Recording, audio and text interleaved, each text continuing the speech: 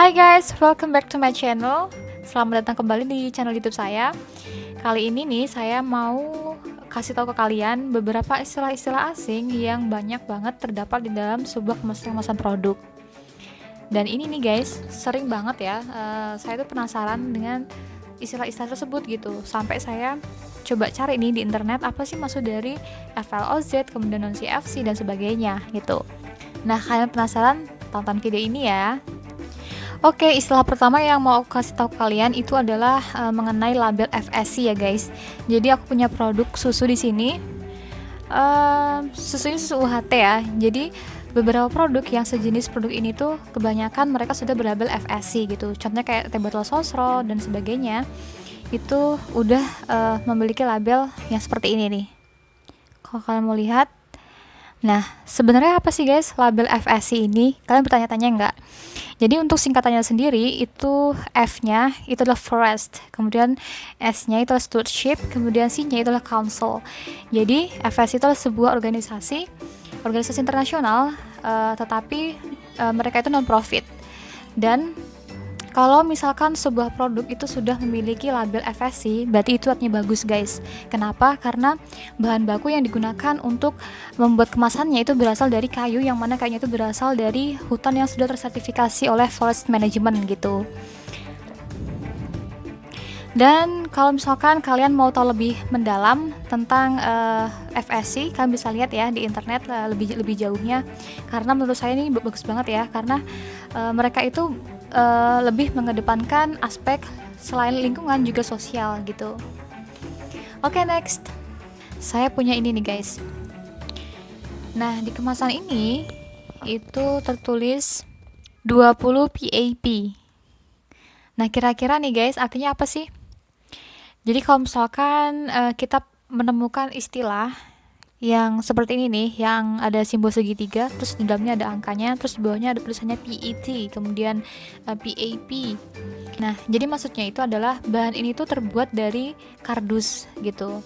Karena kan ada juga tuh yang 01 PET.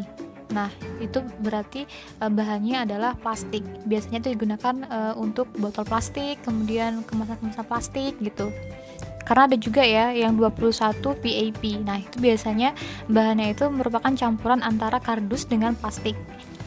Oke, next. Aku punya ini ya, guys. Teh botol sosro. Ternyata di kemasannya itu ada logo FSC-nya juga nih, guys. Bagus ya ternyata ya. Nah, tapi bukan itu ya yang mau aku bahas lagi.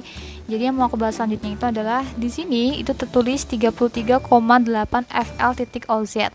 Nah, kalian bertanya-tanya nggak sih, apa sih arti dari FL.OZ itu guys? Jadi, FL-nya itu guys, itu artinya adalah fluid, yang artinya menandakan bahwa produk ini tuh terbuat dari cairan, gitu. Produk itu berjenis cairan. Sedangkan kalau OZ-nya itu adalah ounce, gitu. Sebenarnya istilah ini tuh istilah bahasa Inggris ya, yang mana kalau misalnya kalian cari resep-resep berbahasa Inggris nih, biasanya kalian bakalan nemu kata-kata itu gitu. Dan sebenarnya OZ sendiri itu dia merupakan istilah dari bahasa Italia di abad pertengahan gitu. Sedangkan kalau ounce-nya sendiri itu tetap bahasa Inggris gitu. Nah, terus gimana sih cara kita mengkonversi dari ounce atau fluid ounce itu ke gram atau mililiter nih? Jadi kalian cukup mengkalikan untuk 1 ounce-nya itu kita kalikan 28,35 gram atau 28,35 mili gitu. Maka akan dihasilkan ke dalam bentuk satuan ukuran dalam bahasa Indonesia gitu. Nah, saya punya contoh lain nih.